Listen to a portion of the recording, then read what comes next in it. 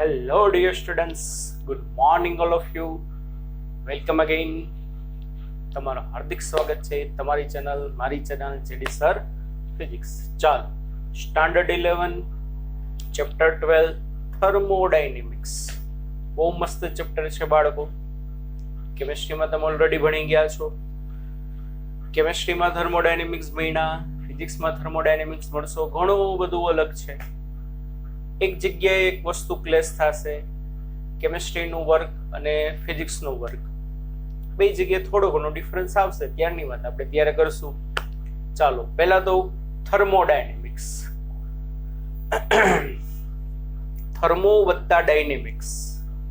દાખલા તરીકે કાઇનેમેટિક્સ આવતું, બરાબર ને? ગતિશાસ્ત્ર આપણું જે કાઇનેમેટિક્સ છે, મેકેનિક્સ જે છે આપણે, તો વાલા બાળકો જે આપણું મેકેનિક્સ જે છે, કાઇનેમેટિક્સ છે, એમાં આપણે કોનો અભ્યાસ કરીએ છીએ?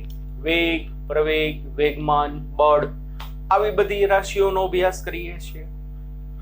તો મારે જે બાળકો જે છે થર્મોડાયનેમિક્સમાં અભ્યાસ કરવાનો છે, કોઈ પણ વાયુતંત્ર છે, એનું દબાણ કેટલું, એનું કદ કેટલું, એનું તાપમાન કેટલું, એની આંતરિક ઉર્જા કેટલી, કેટલું કાર્ય થાય છે, આ બધી વસ્તુનો ઉપયોગ આપણે શેમાં આવશે? તો કે થર્મોડાયનેમિક્સમાં. સમજાય છે બચ્ચા વર્લ્ડી? યસ કે નો? તો કે યસ સર, વેરી ગુડ. બરોબર ને? કાઇનેમેટિક્સમાં વેગ, પ્રવેગ, વેગમાન, બળ, કાર્ય બધી વસ્તુઓ આવતી. એ તો થર્મોડાયનેમિક્સમાં કોઈ પણ સિસ્ટમ છે, સિસ્ટમનું પ્રેશર કેટલું, સિસ્ટમનું વોલ્યુમ કેટલું, સિસ્ટમનું ટેમ્પરેચર કેટલું, સિસ્ટમની ઇન્ટરનલ એનર્જી કેટલી, એટલે કે આંતરિક ઉર્જા કેટલી, બે તંત્ર એકબીજા સાથે કેટલી ઉષ્મા ઉર્જાની આપલે કરે છે, આવી બધી વસ્તુ મારે ભણવામાં આવશે. કેમાં? તો કે થર્મોડાયનેમિક્સમાં. સમજાય છે કે નહીં બાળકો? આપણે ઇક્વિલિબ્રિયમ ભણી ગયા છીએ, મેકેનિક્સમાં ઇક્વિલિબ્રિયમ ભણી ગયા. ઇક્વિલિબ્રિયમની આપણે શરત આવતી કે જો કોઈ પણ તંત્ર ઉપર લાગતું પરિણામી બાહ્ય બળ શૂન્ય હોય, F external is equal to 0, then what? ACM is equal to 0. આવતું કે નહીં? આપણે ઇક્વિલિબ્રિયમની કન્ડિશન બધી ભણી ગયા છીએ. કોઈ સિસ્ટમ ઉપર લાગતું પરિણામી બળ 0 હોય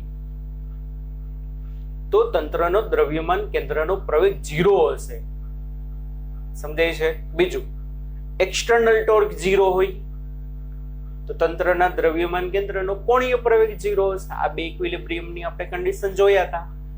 F is equal to 0 તો A is equal to 0, tau is equal to 0 તો alpha is equal to 0. તો વાલા બાળકો જો ટેક્સ્ટ બુકમાં પહેલા 5 પેજમાં એટલી બધી ટૂંકમાં આખા ચેપ્ટરમાં વાર્તા જ છે. હું કહેવા માંગે ને તમને ખબર જ નહીં પડે. ટેક્સ્ટ બુક ઓપન કરતા જ નહીં. જેટલું બોર્ડ ઉપર વર્ક કરાવું એટલું તમારે કરવાનું છે. સમજાય છે? First of all we have to C thermal equilibrium. શેની વાત કરવાની છે?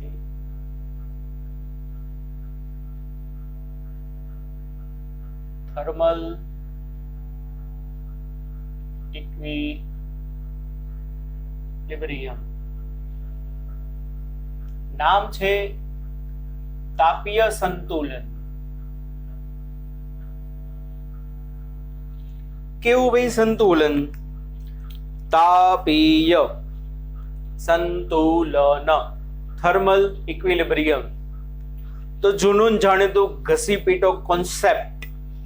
તાપીય સંતુલન જ્યારે બે પદાર્થને એકબીજાના સંપર્કમાં હોય ને, બેયના તાપમાન જો સરખા હોય ને તો એને કહેવાય તાપીય સંતુલનમાં થર્મલ ઇક્વિલિબ્રિયમ.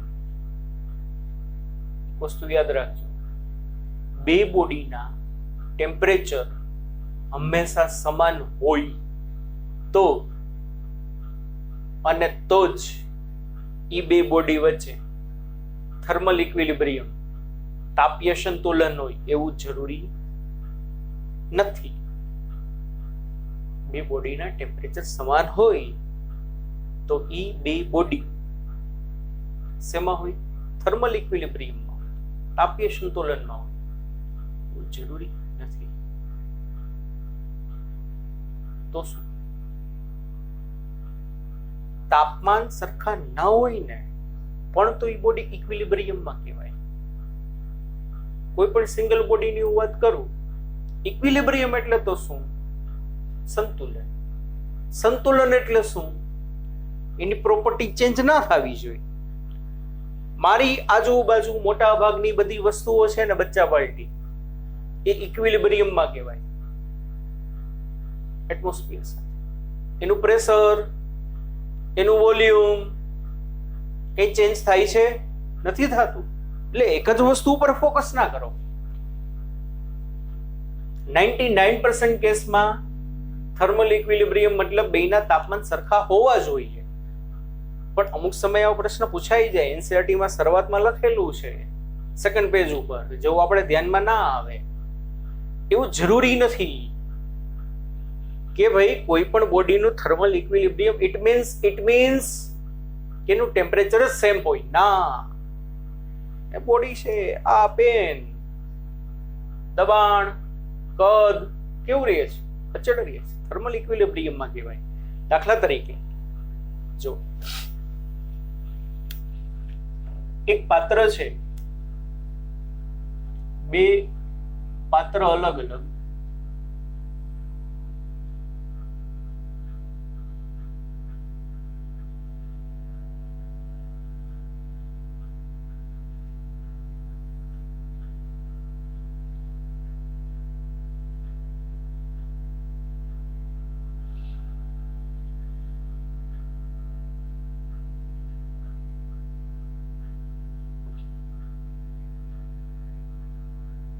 બરાબર ને? જો બાળકો, આમાં ગેસ A, એનું pressure PA, volume VA, temperature TH. આમાં gas B, pressure PB, volume VB, temperature TB છે. પણ આ બે પાત્રની વચ્ચે વાળા બાળકો જે દિવાલ છે ને, દિવાલ ઈ દિવાલ અને એની ફરતેની જે દિવાલ છે, ફરતી દિવાલ છે, આ ઈ બે દિવાલો છે ને ડિયર સ્ટુડન્ટ્સ, ઉષ્માની અવાહક દિવાલો છે. ઉષ્માની અવાહક ઇન્સ્યુલેટર, કન્ડક્ટિંગ ઇન્સ્યુલેટર છે. થર્મોડાયનેમિક્સની ભાષામાં એને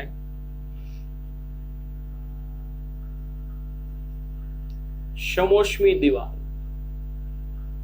એડિયાબેટિક વોલ કહેવામાં આવે. કેવી વોલ કહેવામાં આવે? Adiabatic wall, non conducting wall, ઉષ્માની અવાહક દિવાલ છે. તો બાળકો થાશે શું?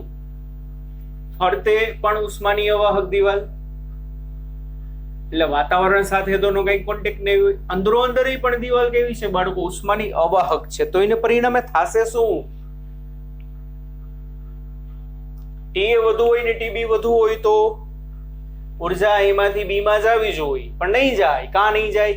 વચ્ચે જે દિવાલ છે નોન કન્ડક્ટિંગ વોલ છે, non conducting wall, energy transfer ના થાય. બી નું વધુ હોય, એનું ટેમ્પરેચર ઓછું હોય તો એનર્જી બી ટુ એ જાય, પણ નહીં જાય. કાં નહીં જાય? વચ્ચે નોન કન્ડક્ટિંગ વોલ છે. તો બંને ગેસ પોતપોતાની સ્થિતિએ ઇક્વિલિબ્રિયમમાં કહેવાય, થર્મલ ઇક્વિલિબ્રિયમમાં કહેવાય. થર્મલ ઇક્વિલિબ્રિયમનો બીજો મતલબ એમ થવો જોઈએ કે એનું તાપમાન બદલવું ના જોઈએ ભાઈ, ગમે એમ કરીને, એટ એની કોસ્ટ. બે મિનિંગ થાય, તાપમાન બદલવું ના જોઈએ, અથવા તો બે જણા કોન્ટેક્ટમાં આવે તો તાપમાન સેમ હોવા જોઈએ. તો ઓમ બે અહીંયા કોન્ટેક્ટમાં નથી, કારણ કે વચ્ચે ઉષ્માની અવાહક દિવાલ છે. કોઈ પણ સમયે બાળકો આવીને તમે જોશો ને તો આનું પ્રેશર PA નું PA, આનું વોલ્યુમ VA નું VA, આનું ટેમ્પરેચર TA નું TA, ગમે ત્યારે આવીને તમે જોવો ને તો એનું દબાણ, કદ, તાપમાન, આંતરિક ઉર્જા કઈ બદલાતી નથી. ઇટ મીન્સ ઇક્વિલિબ્રિયમમાં કહેવાય, થર્મલ ઇક્વિલિબ્રિયમમાં. ટેમ્પરેચરમાં ચેન્જ નથી થતો ભાઈ. સમજાય છે બાળકો? આમાં કોઈ પણ સમયે તમે બાળકો આવીને જોશો ને તો pressure PB, volume VB, temperature TB નું TB does not change in any quantities. That's why body B is also, gas B is also in thermal equilibrium. તાપમાન બદલતું નથી ભાઈ, કઈ નથી થતું. તો હંમેશા એટલું યાદ રાખજો, અલગ કરેલું તંત્ર, આને કહેવાય આઇસોલેટેડ સિસ્ટમ.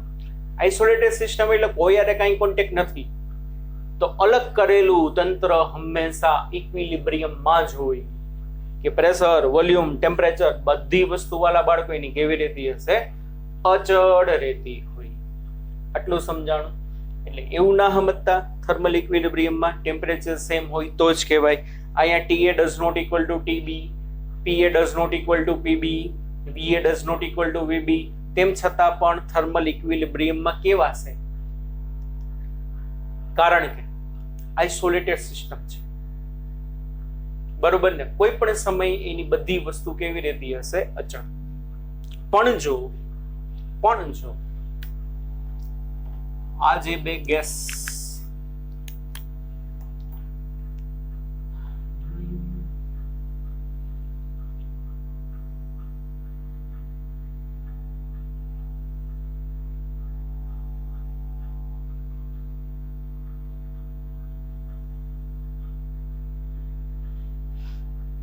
બરાબર, વચ્ચે જે દિવાલ જે છે ગેસ A, ગેસ B,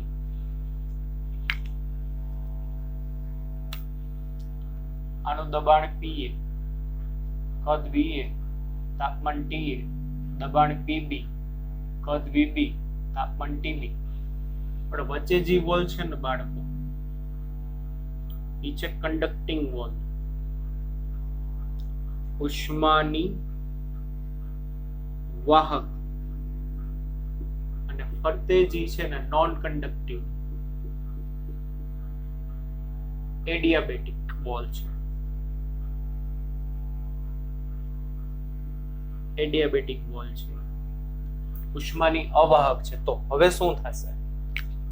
બે ગેસની વચ્ચે જે દિવાલ છે, દિવાલ ઉષ્માની સુવાહક છે, વાહક છે. તો એના પરિણામે હવે આ બે તંત્ર થર્મલ ઇક્વિલિબ્રિયમમાં, સંતુલનમાં ક્યારે એવા કહેવાય?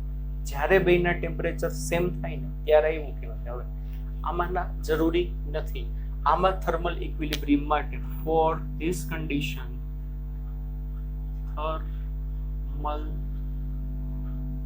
Equilibrium requires TA is equal to TB. બે ટેમ્પરેચર કેવા થવા જોઈએ? સરખા થાય ને તો ત્યારે એ શેમાં આવશે? Thermal equilibrium. બે વસ્તુ યાદ રાખજો. કોઈના કોન્ટેક્ટમાં નથી, આઇસોલેટેડ સિસ્ટમ છે, તો ઇક્વિલિબ્રિયમમાં કહેવાય. ભલે બેના ટેમ્પરેચર સેમ ના હોય, પણ જો કોન્ટેક્ટમાં હોય તો જ્યારે બેના ટેમ્પરેચર સેમ થાય ત્યારે શું કહેવાશે? ઇક્વિલિબ્રિયમ. ડન બાળકો? સમજાણું? થર્મલ ઇક્વિલિબ્રિયમ વિશે એક નાની એવી વાત હતી. ચાલો બીજું, થર્મોડાયનેમિક્સ નો શૂન્ય ક્રમનો નિયમ. સાવ સહેલો છે ભાઈ, શૂન્ય ક્રમનો નિયમ. ચાલો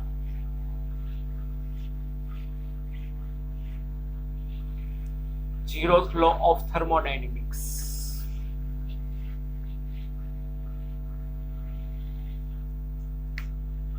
શૂન્ય ક્રમનો નિયમ.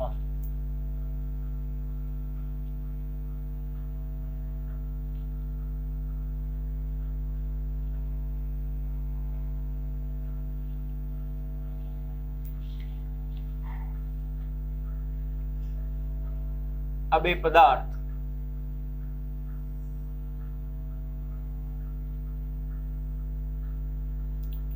AB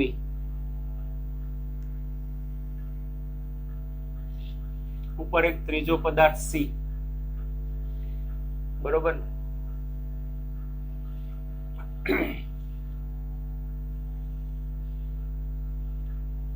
ફરતી આ જે બાઉન્ડ્રી જે છે, સરાઉન્ડિંગ. હવે જો A અને B વચ્ચે જે વોલ છે, અને ફરતી આ જે બાઉન્ડરી વોલ જે છે,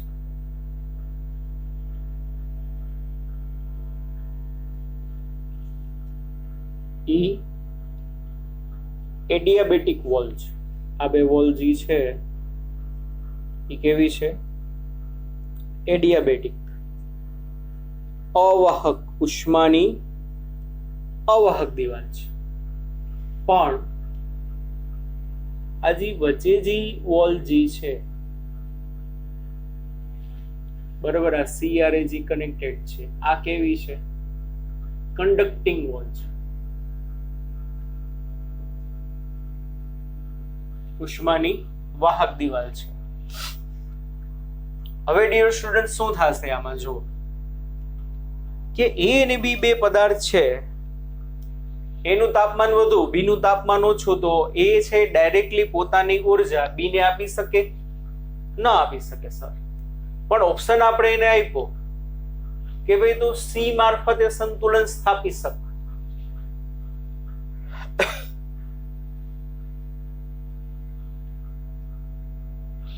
રામ, કોના મારફતે સંતુલન સ્થાપી શકે? C મારફતે. જો એનું ટેમ્પરેચર વધુ હશે ને તો થશે શું? એનું ટેમ્પરેચર વધુ હશે બાળકો તો થશે શું ભાઈ? કે ઉર્જા જે છે, ઉર્જા A માંથી C માં અને C માંથી B માં જાય. કારણ કે અહીંયા જે વચ્ચે જે વોલ છે કન્ડક્ટિંગ વોલ છે, કન્ડક્શનની કન્ડક્ટિંગ વોલ છે, એટલે ઉર્જા A to C, C to B જશે. જ્યાં સુધી આ બધી પ્રક્રિયા ચાલશે એનર્જીની લેવડ દેવડની, કે જ્યાં સુધી માં ત્રણેયના તાપમાન સરખા થઈ જાય, બેયના નહીં ત્રણેયના. કારણ કે અત્યારે જે છે A અને B સંતુલનમાં આવશે C મારફતે. સમજાય છે કે નહીં? B નું ટેમ્પરેચર વધુ હશે તો ઉર્જા B માંથી C માં, C માંથી એમાં ટ્રાન્સફર થવાની છે. બરોબર ને? હા કે ના? હા કે ના? એટલે સંતુલન સ્થપાઈ જશે તો ત્યારે આપણે એમ કહી શકશું કે ભાઈ પેલા એક વસ્તુ આ, બીજી જોવો જોઈએ, સમજો.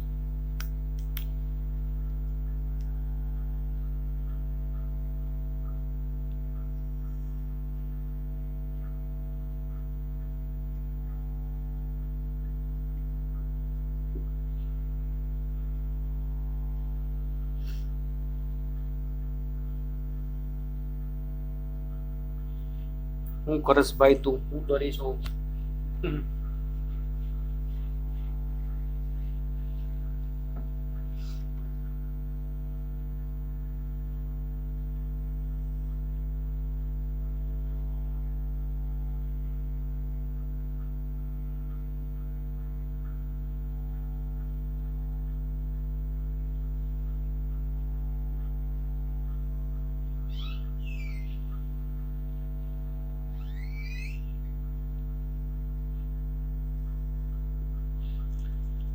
ફરતી જે વોલ છે બાઉન્ડ્રી, આ ઈ તો એડિયાબેટિક છે. હવે આપણે શું કર્યું? A અને B ની વચ્ચે જે અવાહક દિવાલ હતી રિમૂવ કરી અને અહીંયા વાહક દિવાલ મૂકી અને અહીંયા અવાહક દિવાલ મૂકી દીધી. તો હવે કોણ કહેશે ભાઈ કે એનર્જી A થી B જશે કે B થી A? Energy A to B જશે કે B to A? તો કે સર એનર્જી A થી B ના જાય, B થી A ના જાય. કારણ કે ઓલરેડી બે સંતુલનમાં જશે જ્યારે બે કોન્ટેક્ટમાં આવે ને ત્યારે. કેમ? કારણ કે ઓલરેડી ફ્રોમ ફિગર A અને B સંતુલનમાં જતા કોના મારફતે? C મારફતે. તો અહીંયા સંતુલનની કન્ડિશનમાં શું થશે? A નું ટેમ્પરેચર C જેટલું થશે, B નું ટેમ્પરેચર C જેટલું થશે. તો આનો મતલબ શું? કે A એ C મારફતે B ને ઉર્જા આપી હતી અથવા B એ C મારફતે એને ઉર્જા આપી હતી. તો હવે રિયલમાં જ્યારે A અને B ભેગા થશે ને કન્ડક્ટિંગ વોલ મારફતે, ત્યારે ક્યાંયથી ક્યાંય ઉર્જા નહીં જાય. લે, આપણે તો C મારફતે એનર્જી ટ્રાન્સફર જ કરી હતી. તો અહીંયા શું હશે? TA બરાબર TB. સમજાય છે કે નહીં? અહીંથી ખબર પડી જાય TA બરાબર DC, TB બરાબર DC. ધેટ્સ વાય DC ની બદલે TB મૂકો, TA is equal to TB. તો આનો મતલબ શું? શૂન્યક્રમનો નિયમ સિમ્પલ છે, ક્યાંય ઉપયોગમાં નથી આવતો. ખાલી એવું કહેવા માંગે છે જો કોઈ બે પદાર્થ કોઈ એક ત્રીજી બોડી સાથે શેમાં હોય? કોઈ બે પદાર્થ એક ત્રીજી બોડી સાથે સંતુલનમાં હોય તો અંદરો અંદર ઈ બે પણ સંતુલનમાં હશે. સમજાય છે કે નહીં? એ પદાર્થ કોના હારે સંતુલનમાં? તો સી હારે. બી કોના હારે સંતુલનમાં? તો સી હારે. તો અંદરો અંદર એ ને બી પણ શેમાં હશે? સંતુલનમાં જ હોય ભાઈ. એ સી હારે સંતુલનમાં છે, બી સી હારે સંતુલનમાં છે, તો અંદરો અંદર એ અને બી પણ એકબીજાના શેમાં હશે? તો કે ઇક્વિલિબ્રિયમમાં જ હોય. બરાબર છે ને? તમે કોઈ સી નામની વ્યક્તિના ફ્રેન્ડ હોય, બીજો કોઈ એક છોકરો છે એ પણ સી નામની વ્યક્તિનો ફ્રેન્ડ હોય, તો જ્યારે તમે ત્રણેય જણા મળશો તો ત્યાં તમે બે પણ અંદરો અંદર ફ્રેન્ડ બની જવાના છો. સિમ્પલ વસ્તુ છે. That is called zeroth law of thermodynamics. Zeroth law, શૂન્ય ક્રમનો નિયમ. કોનો? તો કે થર્મોડાયનેમિક્સ. બીજું આમાં કઈ જાજુ યાદ રાખવાનું નથી. ટેક્સ્ટ બુકમાં તો ભરી ભરીને વાર્તાઓ લખી છે. હા કે ના? સમજાય છે કે નહીં? કદાચ ક્યાંક પૂછે તો શૂન્ય ક્રમનો નિયમ શેના વિશે માહિતી આપે? તાપમાન વિશે. શેના વિશે માહિતી આપે છે? ટેમ્પરેચર વિશે. કે શૂન્ય ક્રમના નિયમ અનુસાર શું થશે? બધી બોડીઓના ટેમ્પરેચર કેવા હોય? સમાન હોય. 3 બોડી હોય તો 3 બોડીઓના ટેમ્પરેચર સેવા હોય? સમાન હોય. એટલે ટેમ્પરેચર વિશે તમને શું આપે છે? ઇન્ફોર્મેશન આપે છે. બીજું એમાં કઈ જાજુ નથી. ઓકે, ચાલો.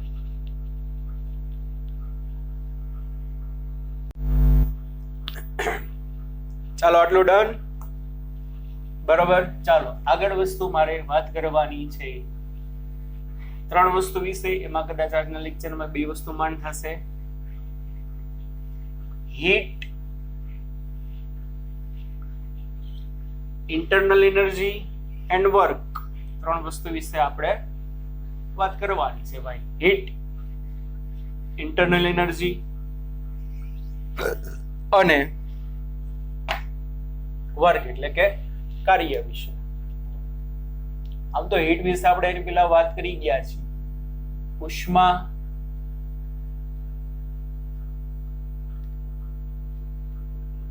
આંતરિક ઉર્જા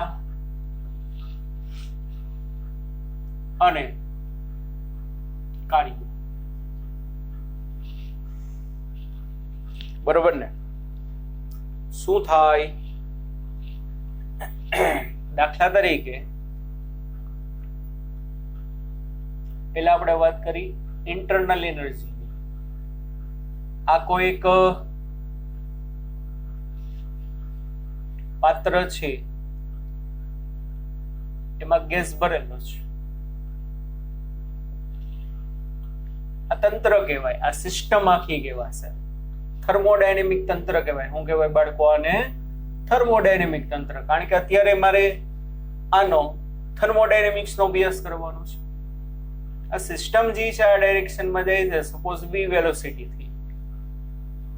અને અર્થ તો કે સર આમાં અર્થ ને બધું ક્યાંથી આવ્યું? અર્થ થી h જેટલી હાઈટે છે. તો તમને એમ કે ભાઈ આ સિસ્ટમની ટોટલ એનર્જી કેટલી? તો total energy is equal to kinetic energy plus potential energy થાય. આમ ગતિ કરે છે v જેટલા વેગથી, તો એની કાઇનેટિક એનર્જી હશે પૃથ્વીથી h જેટલી ઊંચાઈએ છે એટલે mgh કંઈક એની પોટેન્શિયલ એનર્જી હશે. બીજું શું થશે? હજી કઈ આવે તો આવશે. અંદર જે ગેસ ભરેલો છે એ બધા અણુઓ કન્ટિન્યુઅસલી અસ્તવ્યસ્ત શું કરતા હશે? તો કે ગતિ કરતા હોય. એને પરિણામે આ જે બધા અણુઓ જે અસ્તવ્યસ્ત ગતિ કરતા હશે એની જે વેલોસિટી હોય ને એને કહેવાય વીઆઈ, ઇન્ટરનલ વેલોસિટી. અને આ બધા અણુઓ સતત અસ્તવ્યસ્ત ગતિ કરતા હશે તો બે અણુઓ એકબીજાની નજીકે આવતા હોય, બે અણુઓ એકબીજાથી દૂરે જતા હોય, તો એને કારણેની કંઈક પોટેન્શિયલ એનર્જી એ હશે. તો આ જે આપણે કુલ ઉર્જા કહી છીએ અને હું કહેતા વાલા બાળકો યાદ હોય તો યાંત્રિક ઉર્જા, અથવા તો આને કહેવાય ઈ ટોટલ ને કેવાશે EXT, kinetic energy plus potential energy. External energy કેવાશે. કેવી બાળકો કેવાશે? એની એક્સટર્નલ એનર્જી કહેવાશે. સમજાય છે કે નહીં? એક્સટર્નલ એનર્જી એટલે શું? તમને બારેથી જે દેખાય છે કે પાત્ર વી જેટલા વેગથી ગતિ કરતું હતું તો એની ગતિ ઉર્જા હશે હાફ mv સ્ક્વેર. h જેટલી હાઈટે છે તો પોટેન્શિયલ એનર્જી હશે mgh. પણ પાત્રની અંદર જઈને તમે ડોકો કાઢ્યું આ હું અંદર તો બધા અણુ અસ્તવ્યસ્ત ગતિ કરે છે, રેન્ડમલી મોશન હાલે છે. તો ઈ બધા અણુઓની અસ્તવ્યસ્ત ગતિ સાથે સંકળાયેલો કઈક વેગ હશે. શું હશે બાળકો? કઈક વેગ હશે. તો ઈ વેગ સાથે સંકળાયેલી ગતિ ઉર્જાને આંતરિક ઉર્જા કહેવાય. સોરી, આંતરિક ગતિ ઉર્જા. અને અહીંયા જે અણુઓ નજીક આવતા હોય, દૂર આવતા હોય, એ ઇન્ટરનલ પોટેન્શિયલ એનર્જી. તો મને EINT આંતરિક ઉર્જા KINT પ્લસ UINT અણુઓની અસ્તવ્યસ્ત ગતિ સાથે સંકળાયેલી ગતિ ઉર્જા અને સ્થિતિ ઉર્જાના સરવાળાને શું કહેવામાં આવે? આંતરિક ઉર્જા કહેવામાં આવે, ઇન્ટરનલ એનર્જી કહેવામાં આવે. સમજાય છે કે નહીં? તમે અહીંયા ઊભા છો અને જોયું કે ભાઈ કોઈ બસ છે ધીમે ધીમે હિલ ઉપર ચડે છે, ઝૂમ ઝૂમ ઝૂમ. તો બસની જે વેલોસિટી હશે એની કઈક કાઇનેટિક એનર્જી, જેમ જેમ હાઈટ વધે છે એમ પોટેન્શિયલ એનર્જી વધતી હશે. તો કાઇનેટિક પ્લસ પોટેન્શિયલ એની કહેવાશે એક્સટર્નલ એનર્જી, યાંત્રિક ઉર્જા કહેવાય. પણ તમે અંદર જઈને જોયું, પ્રવાસમાં ગયા છો, ટૂરમાં ગયા છો, અંદર જઈને તમે જોવો છો તો અંદરના બધા પાર્ટિકલ્સ છે, બધા એટમ્સ છે, એટલે કે બધા છોકરાઓ ટૂરમાં ગયા છે, બસની અંદર ધમાચકડી કરે છે, એ કામ ને એ કામ ને એ કામ ને એ કામ ને. તો અંદર જે બધા અણુઓની જે ગતિ છે ઝૂમ ઝૂમ ઝૂમ ઝૂમ, ઈ કેવી ગતિ કહેવાય? આંતરિક ગતિ કહેવાય.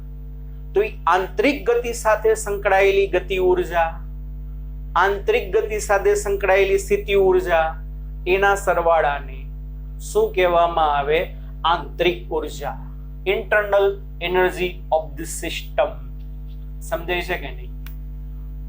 તો EINT બરાબર KINT વત્તા UINT. આ સમજાણું. તો આ સૂત્ર લખી શકી કે ભાઈ કોઈ પણ પદાર્થના અણુઓની અસ્તવ્યસ્ત ગતિ સાથે સંકળાયેલી ગતિ ઉર્જા અને સ્થિતિ ઉર્જાના સરવાળાને શું કહેવામાં આવે? તેની આંતરિક ઉર્જા. EINT આને છે ને આને સ્થિતિ ઉર્જાની U ની બદલે V વડે દર્શાવું, કારણ કે થર્મોડાયનેમિક્સમાં આંતરિક ઉર્જાને U વડે દર્શાવાય છે. કેના વડે દર્શાવવામાં આવે છે? U વડે. એટલે બે સિમ્બોલ ભેગા ના થાય એટલા માટે EINT કયો કે U કયો. આટલું રેડી?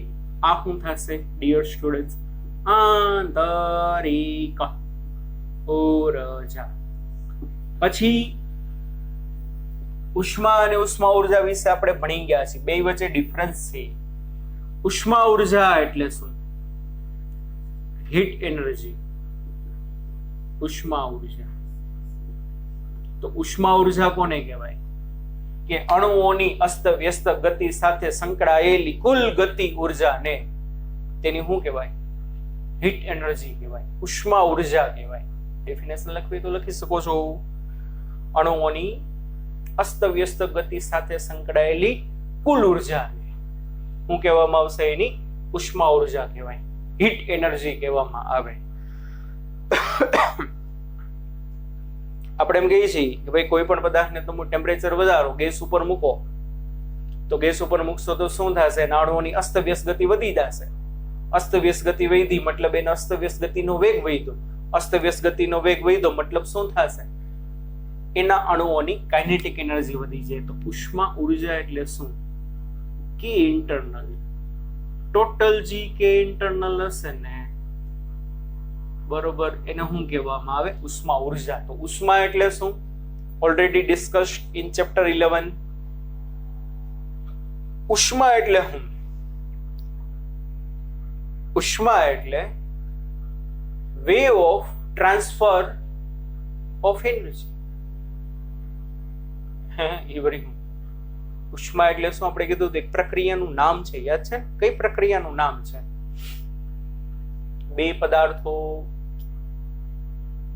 અસમાન તાપમાન વાળા હોય અને જ્યારે તમે એને જોડો તો શું થાય? ઉષ્મા ઉર્જાનું વહન હાઈ ટેમ્પરેચર ટુ લો ટેમ્પરેચર થાય. તો હજી વહન થાય છે ને વે, એનો જે વે છે ને, way of transfer of energy, એને કહેવામાં આવે હીટ.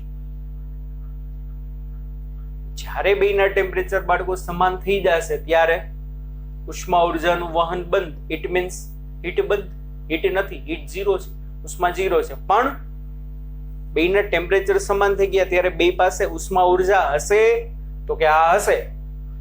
કારણ કે કોઈ પણ ટેમ્પરેચરે એના અણુઓની અસ્તવ્યસ્ત ગતિ ચાલુ જ હોય. એક 50 વાળો હતો, એક 30 વાળો હતો. 50 કઈક એના અણુ અસ્તવ્યસ્ત ગતિ કરતા હશે? તો કે હા, તો કઈક ઉષ્મા ઉર્જા હોય. 30 ટેમ્પરેચર એના અણુ અસ્તવ્યસ્ત ગતિ કરતા હશે? તો કે હા, તો એની કઈક ઉષ્મા ઉર્જા હશે.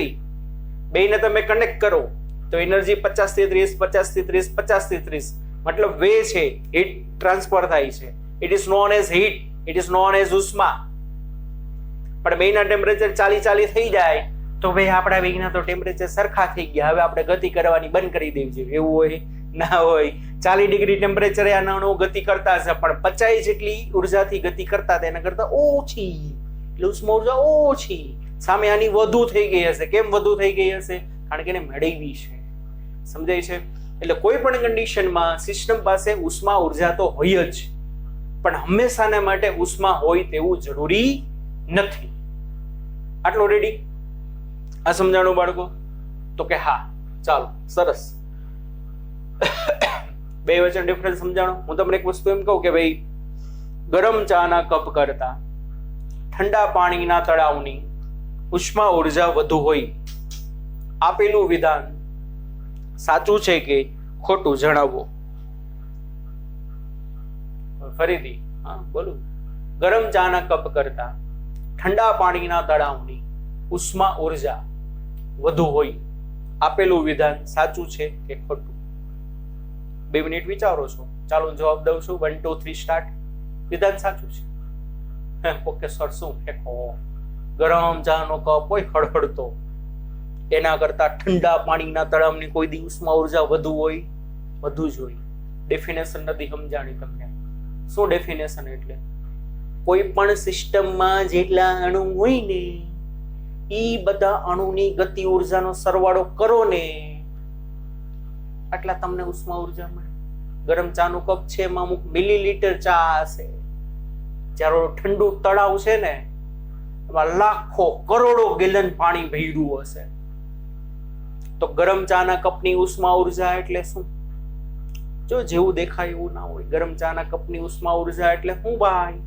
એના જેટલા અણુ હોય ને બધા અણુની ગતિ ઉર્જાનો સરવાળો.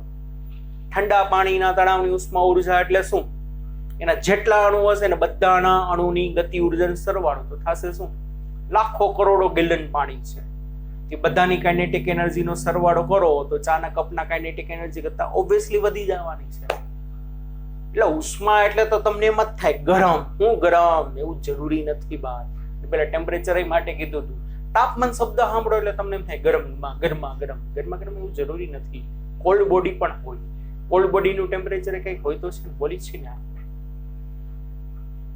એમ કે કોના અણુની ગતિ ઉર્જા વધુ હશે? ઉષ્મા ઉર્જા નહીં. શું કે કોના અણુની ગતિ ઉર્જા વધુ હશે?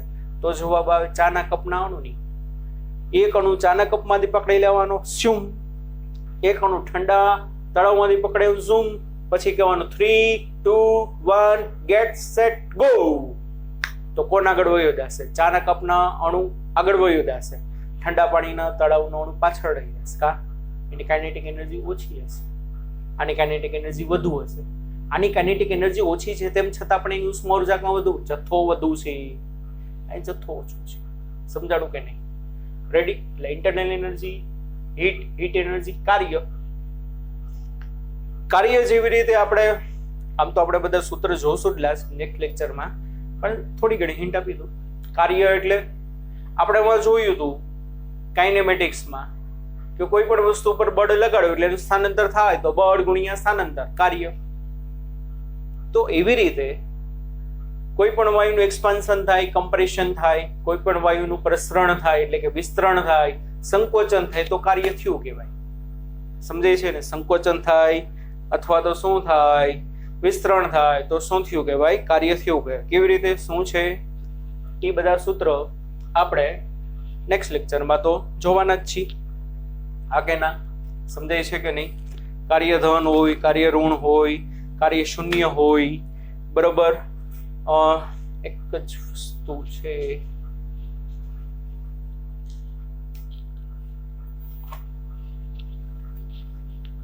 કાર્યનું ફોર્મ્યુલા આપણે જોશું નેક્સ્ટ ટાઈમ. આમાં છે ને બાળકો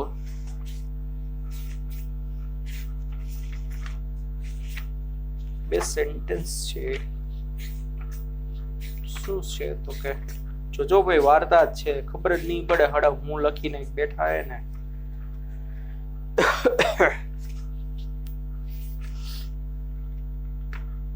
વાંચો તો ખબર જ નહીં પડે. પેજ નંબર 301 ઉપર બીજો પેરેગ્રાફ, બીજા પેરેગ્રાફની 5મી કે 6ઠી લીટી ઘાટાક્ષરે લખેલી છે. કોઈ એક આપેલ અવસ્થામાં, કોઈ એક આપેલ અવસ્થા મતલબ ચોક્કસ અવસ્થા હોય, કા પાણી ભર્યું હોય પાત્રમાં, કા બરફ ભર્યો હોય, ગમે કોઈક અવસ્થા છે, રહેલા વાયુમાં અમુક ચોક્કસ પ્રમાણમાં ઉષ્મા હોય. આ વિધાન અર્થ વગરનું છે. કોઈ પણ તંત્રની કોઈ એક ચોક્કસ અવસ્થામાં એના પાસે ઉષ્મા હોય, આ વિધાન અર્થ વગરનું છે. સાચી જ વાત ને? અર્થ વગરનું જ છે ને. ચોક્કસ અવસ્થામાં તંત્ર પાસે ઉષ્મા ન હોય. ક્યારે હોય? જ્યારે એની અવસ્થા બદલાતી હોય ત્યારે. અવસ્થા બદલાતી હોય મતલબ ટેમ્પરેચરમાં કંઈક ચેન્જ થતો હોય, વોલ્યુમમાં કંઈક ચેન્જ થતો હોય, પ્રેશરમાં કંઈક ચેન્જ થતો હોય, ત્યારે એનર્જી ટ્રાન્સફર થતી હોય. તો હમણાં જ કીધું ને, what is energy, sorry what is heat. ઉષ્મા એટલે શું? કે બે પદાર્થો વચ્ચે જે ઉર્જાની આપલે થાય છે એને ઉષ્મા કહેવાય. તો ચોક્કસ અવસ્થામાં ઉષ્મા ઉર્જા હોય પણ ઉષ્મા ના હોય. ઉષ્મા તો પ્રક્રિયાનું નામ હતું, લેવડ દેવડનું. સમજાય છે? એટલે એ વિધાન કેવું છે? અર્થ વગરનું છે. બરોબર ને? બીજું એવી રીતે કીધું છે. એના પછીની ત્રીજી બોલ્ડ લીટી છે, વચ્ચેની બીજી બાકી રાખીએ. કોઈ એક આપેલ અવસ્થામાં, કોઈ એક આપેલ અવસ્થા એટલે ચોક્કસ અવસ્થામાં વાયુમાં અમુક ચોક્કસ પ્રમાણમાં આંતરિક ઉર્જા હોય છે. આ હોય કોઈ પણ ટેમ્પરેચર હોય, કોઈ ચોક્કસ અવસ્થામાં શું થશે? એના અણુ ગતિ કરવાના બંધ કરી દેશે? ના, અણુ ગતિ તો કરતા જ હશે. તો કોઈ ચોક્કસ અવસ્થામાં અણુઓની આંતરિક ઉર્જા હશે. અણુઓની અસ્તવ્યસ્ત ગતિ સાથે સંકળાયેલી ગતિ અને સ્થિતિના સરવાળાને આંતરિક ઉર્જા કહેવાય. ટેમ્પરેચર બદલતું હોય કે ટેમ્પરેચર કોન્સ્ટન્ટ હોય, આંતરિક ઉર્જા તો હોવાની જ છે. કારણ કે આંતરિક ઉર્જા એટલે આ વસ્તુ. સમજાય છે? બીજી બોલ્ડ લીટીમાં એવું લખ્યું છે, કોઈ એક આપેલા અવસ્થામાં રહેલા વાયુમાં અમુક ચોક્કસ પ્રમાણમાં કાર્ય હોય. એટલે કાર્ય તો શું છે? પ્રક્રિયા છે. શેની પ્રક્રિયા છે? વિસ્તરણ થવાની, સંકોચન થવાની. કાર્ય હંમેશા હોય એવું જરૂરી નથી. આ તો કોના જેવું થાય? કોના જેવું થાય ખબર છે? દાખલા તરીકે તમે રસ્તા ઉપર બેઠા હતા અને કોઈ વાહન બંધ પડી ગયું, માની લ્યો બસ બંધ પડી ગઈ, અને તમને ધક્કો મારવાનો તો તમે ધક્કો માર્યો એટલે તમે બળ લગાવ્યું એટલે એનું સ્થાનાંતર થયું. તો તમારું મતલબ કંઈક કાર્ય થયું હશે. સમજાય છે ભાઈ? તો તમારું કાર્ય ક્યાં લગ્યું હોય? એ એક પ્રોસેસ છે. તમારું જ્યાં સુધી બળ લાગે ત્યાં સુધી કાર્ય હોય. તમે ઈ જ ચોકમાં બીજે દિવસે બેઠા હતા ને ત્યાંથી બસ ગતિ કરતા કરતા નીકળી, જો મારું કાર્ય જાય. એવું પોસિબલ છે? જો મારું કાર્ય જાય. કાં તો કે કાલે મેં છે ને ધક્કો માર્યો હતો. ના યાર, કાર્ય એક પ્રક્રિયા છે. બળ લગાડો છો ત્યારે જે સ્થાનાંતર થાય છે એને કાર્ય કહેવાય. તો એ રીતે થર્મોડાયનેમિક્સમાં જ્યારે વિસ્તરણ થતું હોય, જ્યારે સંકોચન થતું હોય ત્યારે કાર્ય પ્રેઝન્ટ છે. જેવી રીતે ઉષ્મા પ્રક્રિયા છે એવી રીતે કાર્ય પણ એક પ્રકારની પ્રક્રિયા જ છે. વિસ્તરણ કે સંકોચન થતું હોય ત્યારે કાર્ય હોય, પણ કોઈ ચોક્કસ અવસ્થામાં થર્મલ ઇક્વિલિબ્રિયમમાં બધું બંધ હોય તો કાર્ય નથી. હવે સમજાણું ભાઈ? સરસ. ચાલો પછી હજી એક ચોથી લીટી લખી છે. આ વિધાન સાચું છે એવું કહી શકો. તંત્રની અમુક ચોક્કસ પ્રમાણમાં ઉષ્મા આપવામાં આવી છે એવું તમે બોલી શકો. હા, બોલી શકો. જ્યારે અસંતુલિત અવસ્થા હોય ત્યારે એક બાજુથી બીજી બાજુ તમે કઈક ઉષ્મા આપી છે એવું તમે બોલી શકો. ચાલો, આવી બધી વાર્તાઓ છે. નેક્સ્ટ લેક્ચરમાં આપણે પહેલો નિયમ જોશું. પહેલા નિયમ ઉપરથી આપણે કાર્યને એના બધી વસ્તુ વિશે વાત કરીશું. ત્યાં લગી બચ્ચા વલ્ડી bye bye, take care, see you, ધ્યાન રાખજો, have a nice day, by.